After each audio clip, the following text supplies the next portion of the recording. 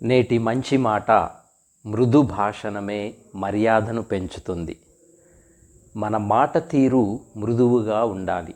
మృదువుగా మాట్లాడే వారికి అభిమానులు, ఆత్మీయులు చాలామంది ఉంటారు. అటువంటి వారికి సంఘంలో మర్యాద ఉంటుంది. కొంతమంది జ్ఞానవంతులు, చాలా పేరు ప్రతిష్టలు ఉన్నవారు చాలా కటువుగా, చీదరించినట్లుగా గర్వంతో మాట్లాడుతూ ఉంటారు. ఇటువంటి వారు వారికి ఎన్ని ఆస్తిపాస్తులు ఉన్నను, ఎంత పేరు ప్రతిష్టలు ఉన్నను అవన్నీ వ్యర్థమే. ఇటువంటి వారితో మాట్లాడితే హృదయము గాయపడడం తప్ప ఇంకేమీ ఉండదు అనేట్లుగా కొంతమంది కటువుగాను, గర్వముగాను మాట్లాడుతూ ఉంటారు. ఇటువంటి వారికి ఎంత జ్ఞానం ఉన్నను అంతా శూన్యముగానే మిగిలిపోతుంది. కఠిన మాటల తీరుతో మన ప్రవర్తన ఏమైనా ఉందా? మన కఠిన మాటల ద్వారా ఎవరైనా మనల గురించి చెడుగా మాట్లాడుకుంటున్నారా? ఎవరి హృదయాలనైనా మనం గాయపరుస్తున్నామా అని ఆత్మపరిశీలన చేసుకొని మృదు స్వభావము కలిగి నడుచుకునేటట్లు మనం జీవించాలి.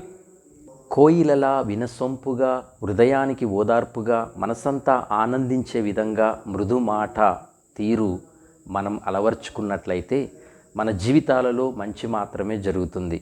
మృదువుగా మాట్లాడే మాట తీరుకు మనమేమి ఖర్చు పెట్టనవసరం లేదు. హృదయం మంచిదైతే మాట తీరు కూడా మృదువుగా ఉంటుంది. మన మాట తీరు మూలముగా ఎంతోమందికి మనం ఓదార్పు కావచ్చు. ఒక కఠినమైన మాట హృదయాన్ని గాయపరిచి ప్రాణాన్ని కూడా తీయగలదు.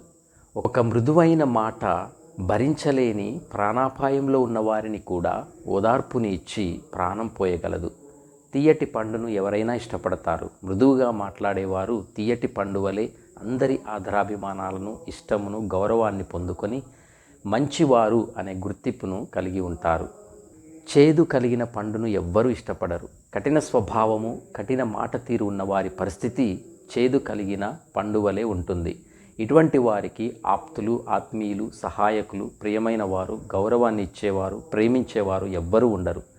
సృష్టిలో అన్ని జీవులలోకెల్లా మానవ జీవితం ఎంతో విలువైంది. అట్టి జీవితంలో మనము మృదువైన మాట తీరు ద్వారా మరింత విలువను, మరింత గౌరవాన్ని, మరింత ఆదరాభిమానాలను పెంచుకునే విధంగా మృదు స్వభావము కలిగి మంచి మాట తీరుతో 10 మందితో మెలుగుదాం.